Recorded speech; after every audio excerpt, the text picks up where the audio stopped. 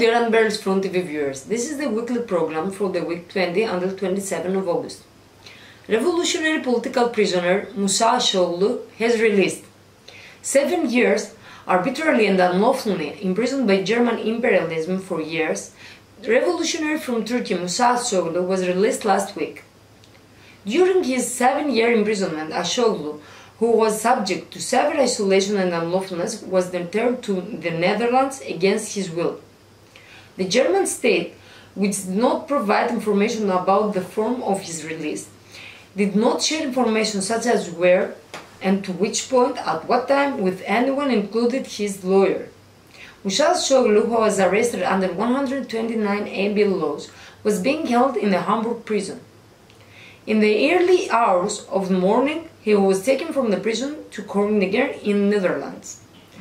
Half an hour after he was handed over to the Dutch police, he was released.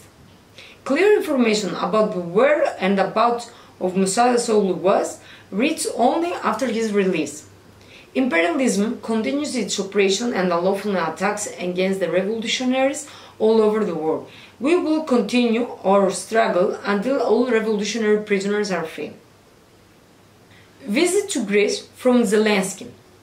On the occasion of the 20th anniversary of the European Union Western Balkans Summit and the Thessaloniki Declaration, Ukrainian collaborator of imperialism, fascist Zelensky, arrived in Athens, the capital of Greece, to meet with the leaders of the Western Balkan countries, EU Commission President Ursula von der Leyen and European Union Council President Charles Michel.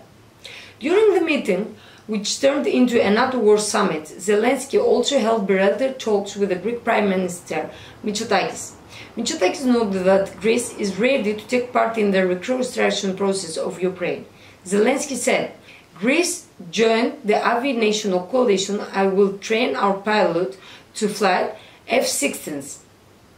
Greece is also preparing a new military aid package for Ukraine. As we see in this news, fascist leaders who deserve poverty and death for their own people are signing multi-billion dollar war agreements at the request of imperialism. In addition, the anti-imperialist front hanged the banner at the Polytechnic University in Greece in protest against Zelensky's visit to Athens. Resistance continues in Turkish prisons. The hunger strike resistance against the new type of prisons called SRY, which have been into operation in Turkey in recent months, continues. The hunger strike of Nedim Öztürk and Nurettin Kaya is in the 120 days. Prisoners are only allowed to ventilate for 1.5 hours a day. The rest of the time they are kept alone in their cells. There is nothing legal or humanitarian about this self-isolation practice. Isolation is a method of torture spread over time that disrupts human psychology and physical integrity. We have to wave international solidarity to stop this weapon of fascism in the attack on revolutionary thought. Özgür Emre, İhsan Çepelik and Serkan Küpelik continue to be on trial of imperialism and continued in the 11th hearing. The trial against revolutionary journalist Özgür Emre, Group member İhsan Çepelik and the anti-fascist Serkan Küpelik continued in its 11th hearing. Özgür Emre entered the courtroom with the slogans, "Down with fascism, long live our struggle. We will win by resisting, and long live our unidentified hunger strike resistance." Those who were attending the hearing also said, "We will take you from there." A retired officer of the German Federal Police was brought to this hearing as a witness. According to the witness, the major offenses of the three revolutionaries were gathering, coming together, printing magazines for the youth, being in association, taking on the phone, demonstrating in front of the prisons for revolutionary prisoners Musa Shoğlu and Erdal Gökoğlu. 129 AB Committee meets with the German Ministry of Justice. On 19 and 20 August, all federal institutions in Germany, including the Federal Ministry of Justice, held their traditional Oberdoor event. The 129 AB Committee attending the event in order to meet with the Ministry of Justice, Marco Buschmann, took the stage and gave a speech. The second session was supposed to be a question and answer session, but the program was cancelled because they did not want committee's questions to be discussed in public. As a result of the insistence of the members of the committee, it was possible to take to the Ministry of Justice at the Stans area. During the meeting were the hunger strike in front of the ministry, and the demands were explained, Minister of Justice Bushman told the committee as follows: "We are currently analyzing and working on problematic articles of criminal law, and we intend to amend and, if it's necessary, abolish these laws. This includes the laws you mentioned. We will probably announce the result of this work in a few weeks, but I cannot give you information now," and he promised a new appointment in the following days. Political trial against the revolutionary Syriac activist Sam Grigor Baydar in Augsburg. Proceeding will be opened on September 5 in Augsburg District Court against the 32-year-old Syriac activist Sam Grigor Baydar. Sam Baydar has been under repression by Bavarian and German authorities for a year.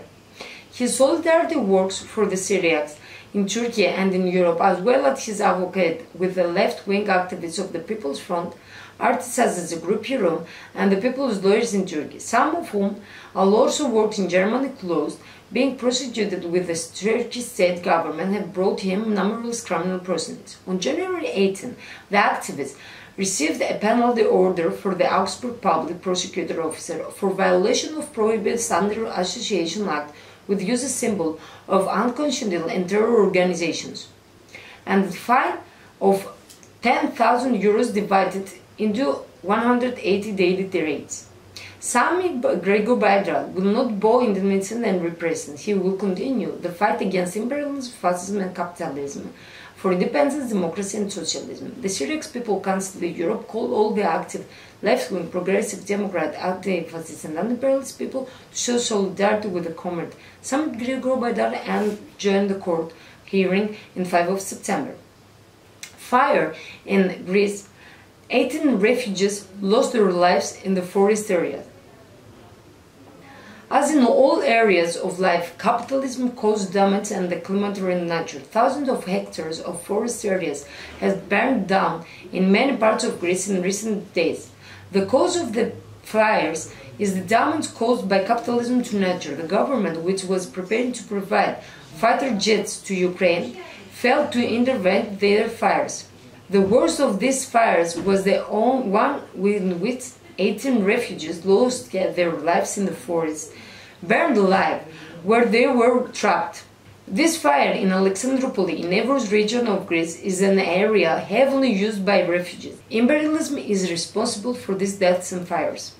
Palestinian fighter and leader Maher al-Akras, ex-political prisoner, was detained again.